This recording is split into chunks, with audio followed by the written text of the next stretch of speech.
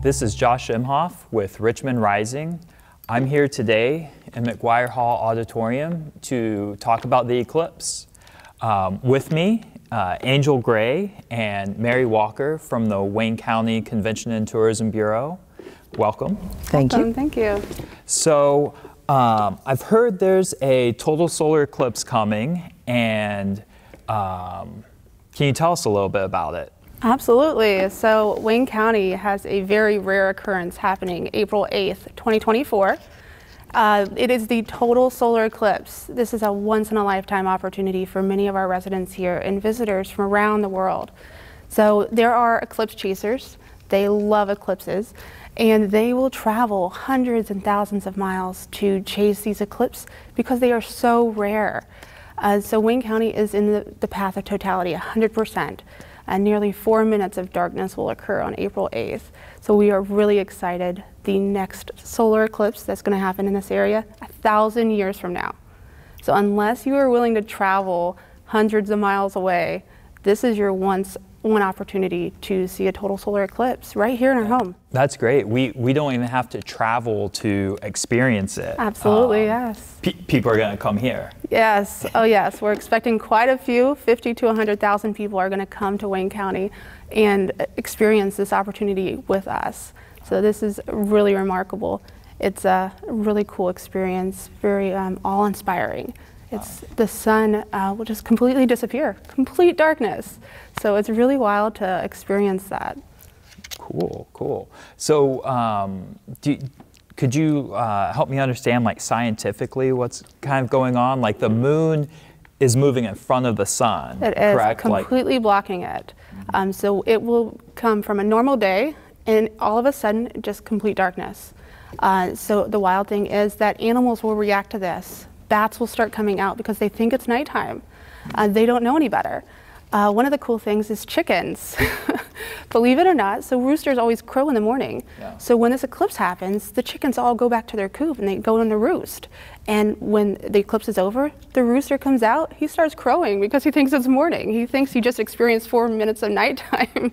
So it's a really cool thing to experience, not just that moment of darkness, but what's around you, the animals, the temperature drops. It's just a really cool thing just to take that moment and just look around you and experience what is happening. Wow. Yeah, I can't wait. Like, it's something otherworldly, like something there's no experience like it, you know? Like, we see twilight every evening, but we don't see it in the middle of the day yes. for so short. Yeah, it's really cool. Like, I'm getting goosebumps just talking about it because I'm so, like, pumped up for this experience that it's never going to happen again. It's not going to happen for my children. I mean, we got 1,000 years from now until that's going to happen again. Right. So what sort of things do the people of Richmond and Wayne County need to be aware of with this eclipse? Yeah. So number one, we're going to have tons of people coming here. Traffic might be congested. So that's a concern just to be aware of. Make sure you know that you don't need to run to Walmart to get your medication because the traffic might be congested. Things like that just to keep into mind. And of course, eye safety is a huge factor. You cannot look directly at the sun, even during an eclipse, until that complete darkness happens. So you have 4 minutes you can look up. But after that, when you start seeing that sun kind of peek around that moon again, you have to put on your eclipse glasses. This is the only way to safely view these experience. Because you should never, like, stare at the sun. Right. Right? Yes. And during the eclipse, it's going to be, like, tempting to look up and see what's going up there. And that's why, you know, I had these on at the beginning of the show. These are eclipse glasses, so we can view bright things like the sun safely, yes. Right? Yep. So they are special glasses from reputable companies from NASA that have certified these. They have an ISO of 12312-2. So that's what to look for when you're purchasing these eclipse glasses. And NASA also has a list on their website of companies that you can purchase from that are safe and that are true certifications. And I expect as the eclipse gets closer, you know, the April 2024 eclipse, there will be places here locally to purchase them. Yes, so we see our eclipse t-shirts here. So we have taken that design. They will be special Wayne County eclipse glasses created. We should have those here soon because there is an awesome opportunity coming between now and April. So October, there is going to be a partial eclipse right here in Wayne County that we'll be able to experience October 14th. 50%, about 50% of the sun will be covered by the moon. So this kind of gives you a taste of what we're going to experience in April. It's a partial, so about 50%, but you still get to see the moon cover the sun in the middle of the day. So you, of course, wear your eclipse glasses for that opportunity as well. So start, you know, looking for glasses. Lots of Wayne County area businesses are going to have these glasses available in the next couple of months. Cool. So that sort of partial eclipse is happening in October, but the main event is April 8th, 2024. April 8th, 2024. So what kind of things is the Tourism Bureau doing to prepare for the eclipse?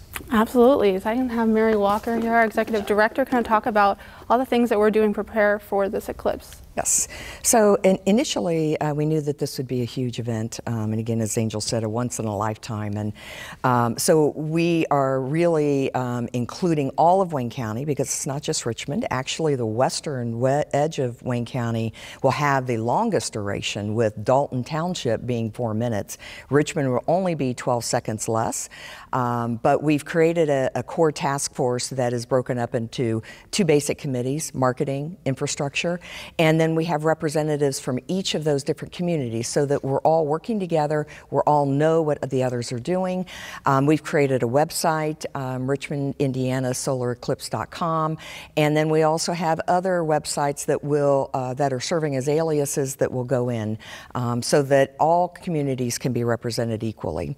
There will be all kinds of events that are going on.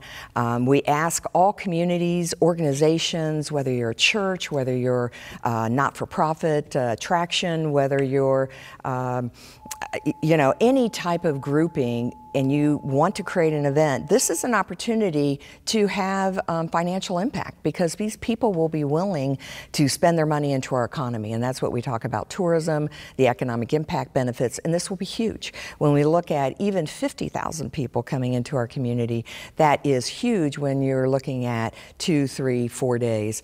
The goal with creating events is to bring people in earlier, and so that they're here Friday, at least Saturday, Sunday, Monday, and encouraging events to occur also Monday night, so that the visitors will leave Tuesday. As you've seen in CBS clips and all, the traffic congestion is huge, and so if we can stagger that in some way, that would be an awesome thing for the visitor as well as for our community. So we want everyone to be involved, and understand, as Angel said earlier, that there will be congestion, but put in that true Hoosier hospitality, be friendly, give people instructions. Our website will be a one-stop, everything you want to know about the eclipse. So there'll be events listed, there'll be sponsors listed, there'll be merchandising areas where you can buy shirts like this and cups and all kinds of other fun things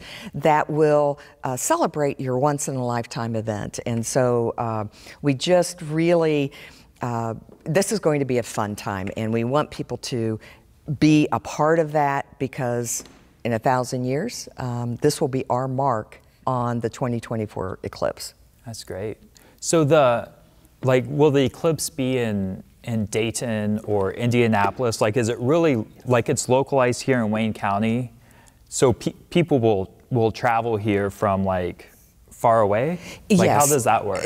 And the path that we'll show a map that people can see where there is 3 lines essentially, and it goes through 15 states. Wes Tobin, Dr. Wes Tobin with IU East, he's the professor of physics and astronomy. What he believes, through his experience, is that Indiana and Texas will be the 2 most visited states, largely because of their accessibility. So if you think about Wayne County, we have US 40, I-70, US 27, 35, 38. We have huge means of ingress and egress. And so that is really a plus for us. So Indianapolis will be in the totality, but the middle line, when you see this map, the middle line is really the longest duration line. And so when you look at, as I mentioned earlier, Dalton Township, Hagerstown, Cambridge City, and then it gets a little less as it gets further away from the line. And it's really quite fascinating. That line just projects throughout those 15 states. And so you can see, so we'll be looking like Cincinnati is not in the path. Dayton is right on the edge, but we'll be pulling people from the south, from the would be the east, and probably the north will go to where it's closest to them. But that's what we'll look at when we're targeting our digital marketing. We'll look at those that have access to our area, what's the easily accessible locations that would typically come, and that's where we'll do our marketing. But when Hopkinsville, Kentucky, that is an example that we've been following. They had a total solar eclipse. Theirs was only 2 minutes, but they had that in 2017. And their community was 31,000 people, and they hosted 116,000 people in their community. And so that is a large part, along with Dr. Tobin's thoughts, that it'll be easily attainable to double or even triple the population of Richmond, which would be 72 to 100, over 100,000 people. Wow. Yeah. Like, I'm just thinking, you know, Friday nights at some of our restaurants are already busy, you know, or the grocery store. I just can't imagine having that many more people here for a weekend or a day. Like, that's going to be crazy. Right. Well, and that's why it's important that people really need to plan and prepare, and not just people, but businesses, the restaurants. Bring in your family and friends that you haven't talked to in years. Bring them in, get them working, because you will be busy. There will be opportunities for farmers, let's say, to do pop-up campgrounds. Local individuals, if they wish to open their home, use Airbnb or Vrbo or those kinds of things, so that you have that mechanism of some privacy, but reservations can be made easily, et cetera. So it's just, can't stress enough that people, individuals, organizations who are thinking about doing something need to be really closing that up and getting that ready, because we need those things to promote. If you go on our website right now, there are several events, but not nearly the events that we're going to be having. And when visitors look at our website, when we're gauging them to, guiding them to look at our website, that's what they'll see. And that can make that decision of, gee, they don't have very much, so let's just do Sunday and Monday, or let's just come in Monday. The more we can make our website robust by listing all events, the more people say, wow, they've got a lot going on. Let's come on a Saturday and experience all those great things. So it really is imperative that people don't wait. At our meeting that we had back on July 19th for the businesses, Rick Duncan said it best. He said, at that time, we only have 264 days before the eclipse. Not 8 months, sounds a lot longer, 264 days. And so plan, give us those plans and that information so we can post that for you to get those visitors there. Right. So if they want to add their information to the website, or they need help with that, they can visit the website or give the Tourism Bureau a call? Sure. On the website, go under events, there is the opportunity to submit an event for posting. Very easy form to fill out, submit it, and there we go. We also have an eclipse hotline.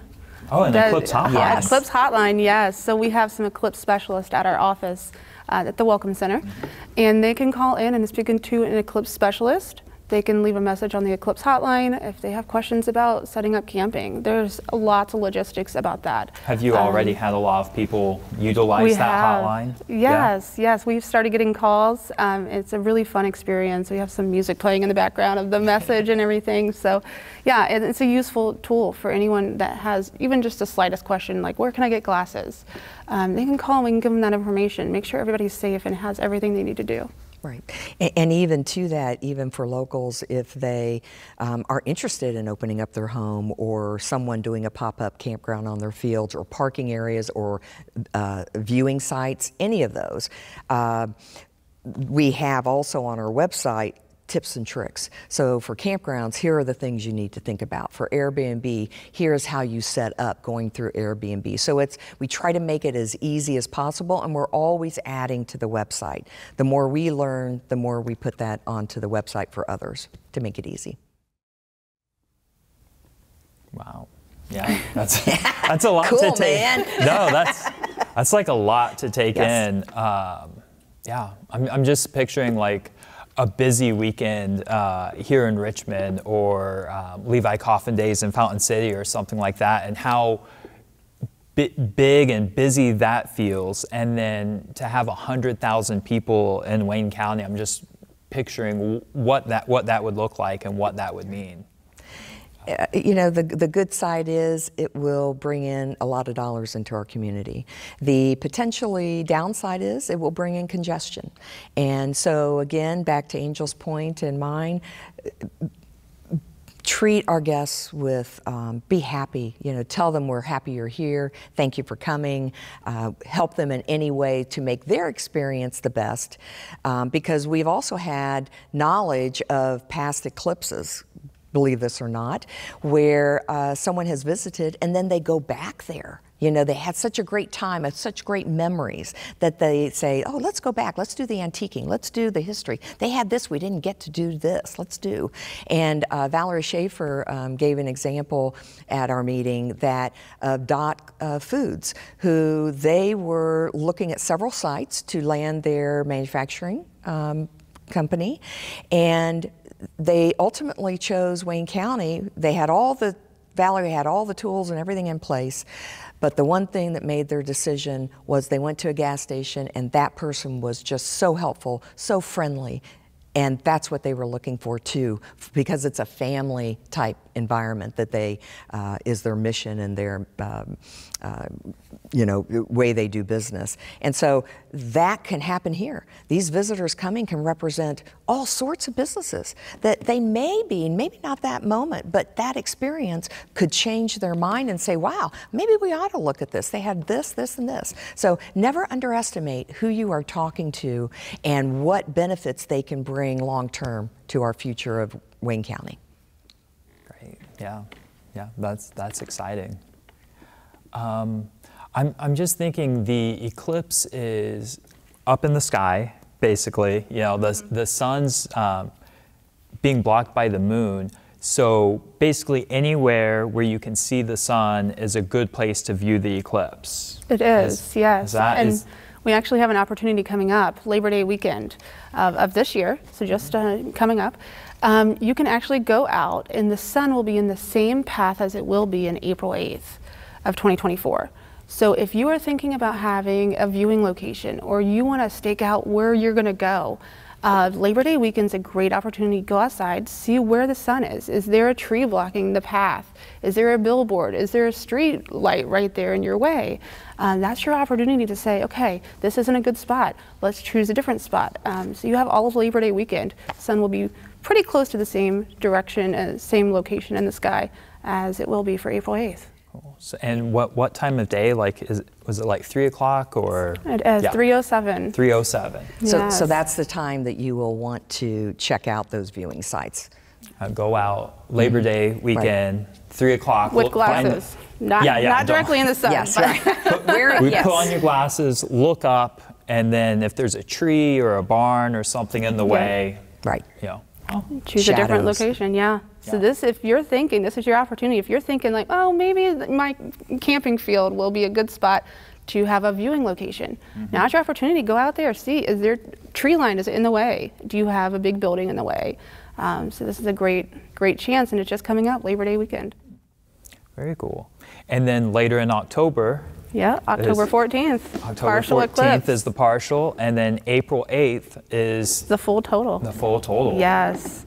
But again, back to the partial, make sure you have glasses. Yeah. Even though it's a partial, the sun is still where it can do severe damage to the eyes. So very important to make sure you're watching with glasses. And I think something that I learned from Dr. Tobin, when we look at the eclipse, the total eclipse, we're looking at an hour and a half when it starts to come over. And then, as Angel said, 4 minutes is the duration. And then that next hour and a half as it moves, that hour and a half pre and post is absolutely the time you need to have your glasses on. It's not just when the sun is over the moon perfectly. It's the pre and post. So the whole eclipse is going to be like 3 hours long. Yes. It's not just in the 4 minutes. It's just when it's completely dark. Right. So I can't, be working and then like, oh, I'm just going to jump outside and see the eclipse and then come back. It's really an afternoon event. It is. And again, you can't stress enough, wear those glasses. The 4 minutes is really the only time you don't have to wear the glasses, not I thought that's when you had to wear the glasses originally, but the sun's covered, so you can take them off and see twilight the minute or darkness. it starts to move and you see the corona start changing, put the glasses back on. Yeah, and absolutely they can call if they have trouble finding glasses locally for the October 14th. They can call the hotline, the Eclipse hotline at the Welcome Center. It's 765-935-8687. And we can point them in the right direction and get them their eclipse glasses so they can safely see the partial and keep them for the April. Right, and we'll also have them at the Welcome Center too. At the Welcome Center. And is there any other safety concerns that people should be aware of or extra precautions? Yeah, so children, of course. We need to make sure that our children are understanding, don't look directly at the sun, to wear these glasses, that they are here to keep them safe, that they can cause damage to their eyes. So just stressing that importance to your children.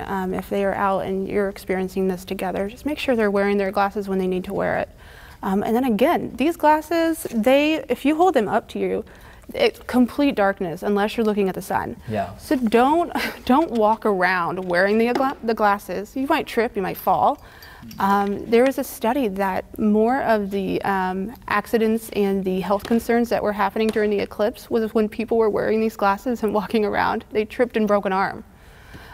So just being aware that you can't see when these are on. Only wear them when you're looking at the sun. They're definitely not sunglasses. Right.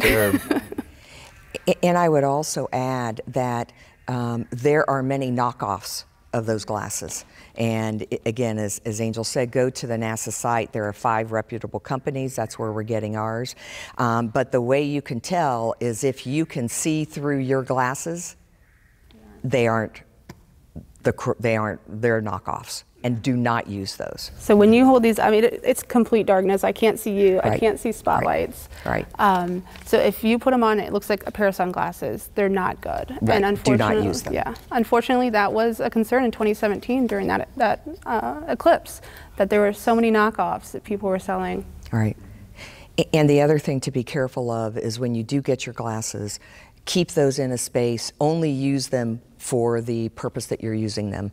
Don't wear them. If they get one little scratch, you have to throw them away. That scratch can cause eye damage when you're looking because it provides that little opening. So really would suggest people, it's fun to wear the glasses like this, but the chances of getting a scratch just it's best somehow, to keep them keep them up and safe until the day of the event. Okay.